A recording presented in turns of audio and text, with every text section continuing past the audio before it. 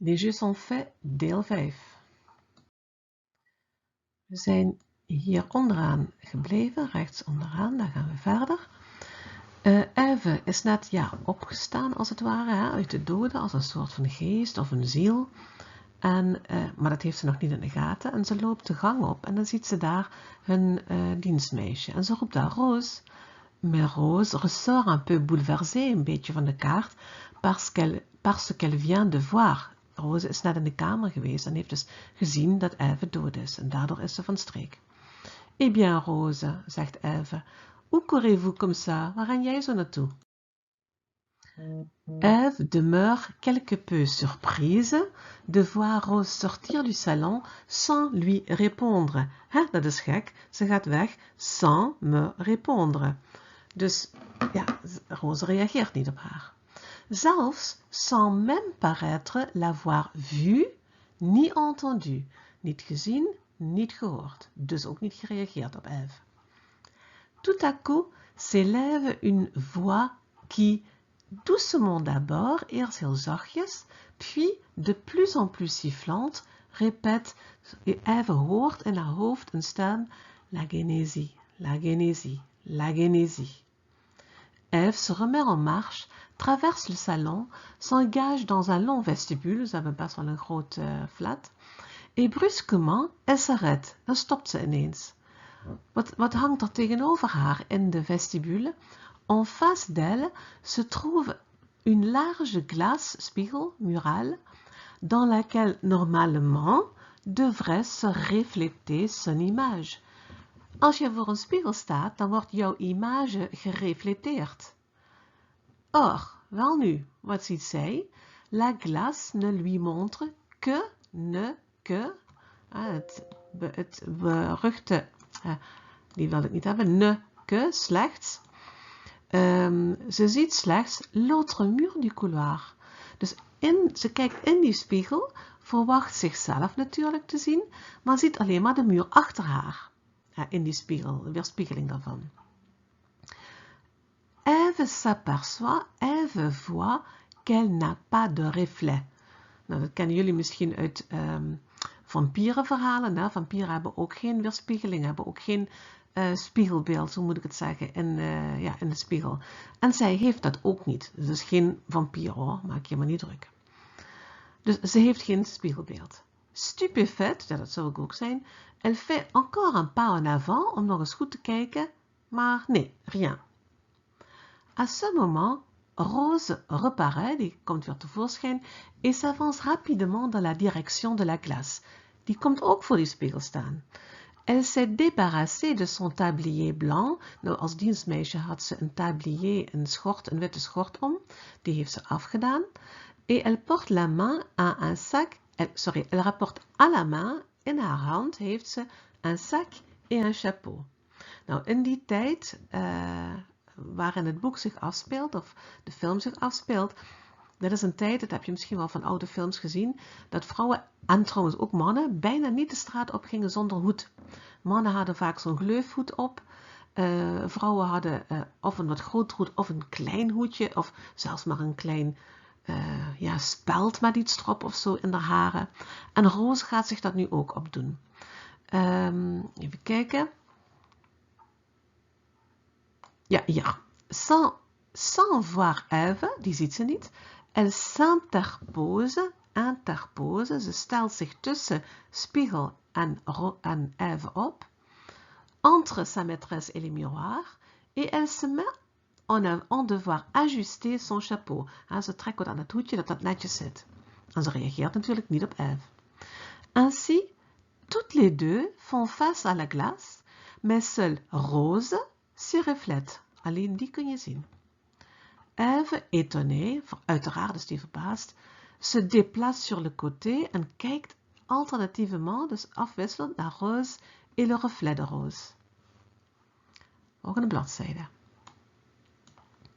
La femme de chambre ajuste son chapeau, reprend son sac qu'elle avait posé devant elle et sort rapidement. Die gaat gewoon naar buiten, dokter halen of iets dergelijks. Eve reste seule, sans reflet. Reflectie is dat. En weer hoort ze die stem, la génésie, la génésie, la Genésie. Ève, en daar heb je die actie weer.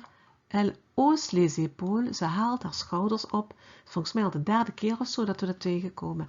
Met indifférence, dat is inderdaad het gevoel dat je daaraan moet vastknopen. Schouders ophalen is onverschilligheid en gaat naar buiten.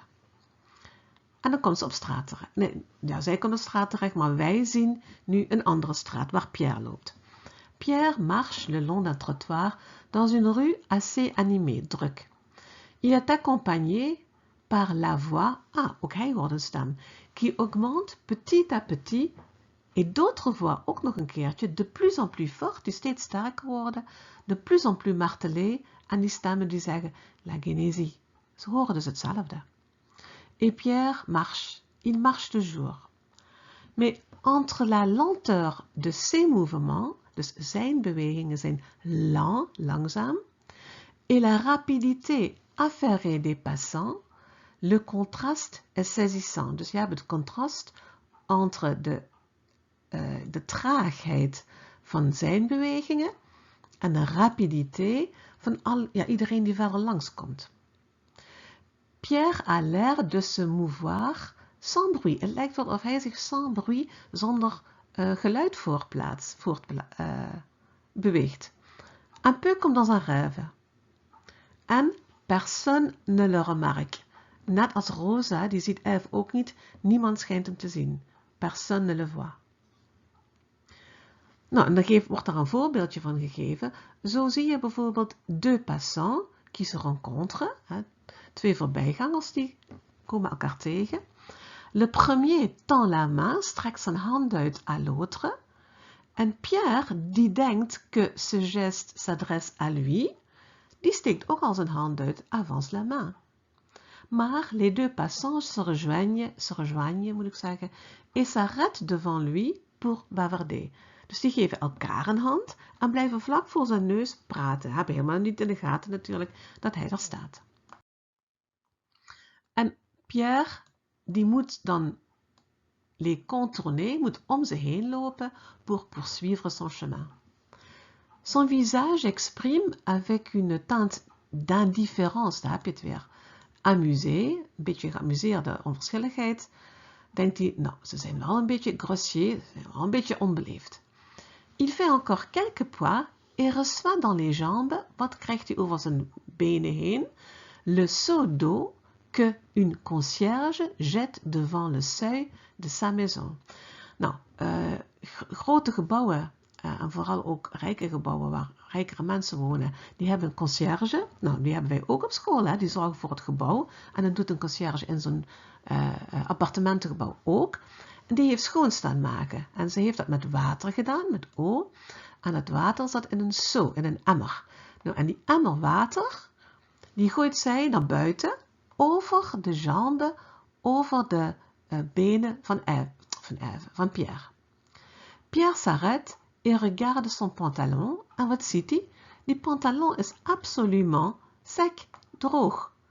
Dus het water is wel over hem heen gekomen, maar het heeft hem niet geraakt op een of andere manier. Nou, hij wordt natuurlijk steeds meer étonné, steeds verbaasder. Pierre se remet en marche. En hij hoort nog steeds, en wij, als toeschouwers van die film, wij horen dan ook la Genésie. Pierre fait encore quelques pas et s'arrête auprès d'un vieux monsieur qui lit son journal en attendant l'autobus. Die staat bij de bus te wachten op de bus en leest de krant. Et en même temps, la voix brusquement se tait. En eens hoor je die stem niet meer. En hij zegt tegen die man, pardon monsieur. Ja, maar die ander die kijkt natuurlijk niet eens op en die leest verder. Pardon monsieur, insiste Pierre. La rue La Genésie, s'il vous plaît. Waar is die straat? Camera gaat over naar Ève. Die is nu ook buiten aan het lopen. Heeft ook die stem gehoord. Ève vient de s'arrêter. Even kijken, hier. Ève stopt auprès d'une jeune femme qui est assise sur un banc public et qui tricote, die aan het breien is, terwijl ze met haar pied, haar voet, une voiture d'enfant, een kinderwagen, wiegt, zo heen en weer gaat. En Ève vraagt daarna, pardon madame, hier bovenaan, pardon madame, la rue La Genésie, s'il vous plaît.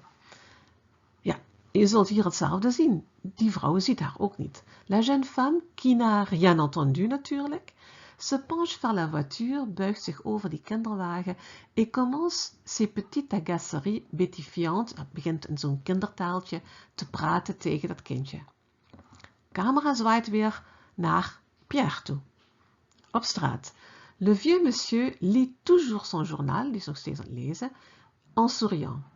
Et Pierre explique aan die man, zegt hij tegen hem, j'ai un rendez-vous urgent, want dat voelt hij. Ik heb daar een afspraak, een dringende afspraak, rue La Genésie, dat voelt hij gewoon aan. Et je ne sais pas où c'est. Le vieux monsieur rit un peu plus fort, sans quitter son journal, die leest gewoon verder. Et cette fois, Pierre le regarde sous le nez et lui lance, ça vous fait rire? Moet je daarom lachen? En hij voegt eraan toe, espèce de vieux jeton, oude gek.